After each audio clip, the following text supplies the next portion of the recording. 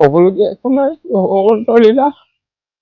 নিয়তি যেনেধৰণে লিখি থৈছে ঠিক তেনেধৰণে গতি কৰিছে। গতিকে আমাৰনো কম কি, এটাই দুখ লাগিছে। কেঁচুৱাৰ কালৰ পৰাই যেনেধৰণে তাক ডাঙৰ দীঘল কৰিছিলোঁ, বৰ্তমান সংস্থাপন হিচাপে হৈ পেলাই অকণমান আগবাঢ়ি গৈছিলে, ল'ৰা ছোৱালী কেতিয়াও ডাঙৰ দীঘল হৈছিলেগৈ আৰু। কিন্তু ইতিমধ্যে ভগৱন্তই তেওঁক নাৰাখিলে। তাত আমাৰ ক'বলগীয়ানো কি ক'ম, আমাৰ ইমানেই আৰু। য'তে নাথাকক, ঘৰে থাকক, ভগৱন্তই তেনেধৰণে শিকাবি দিব। আমাৰ ক'বলগীয়া ইমানখিনি।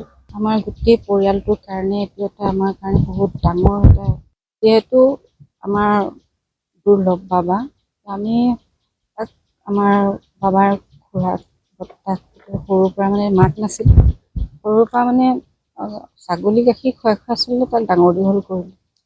যিদিনা সি প্ৰথম চাকৰি ইয়াৰ পৰা জইন কৰিবলৈ গৈছিল, সেইদিনাখন হয়তো মোৰ মানুহজনে আৰু মই তাক ৰুটি আৰু আলু ভাজি বনাই আমি তাক বিদায় দিছোঁ। কিন্তু ভবা নাছিলোঁ সি যে এনেকৈ ঘূৰি আহিব।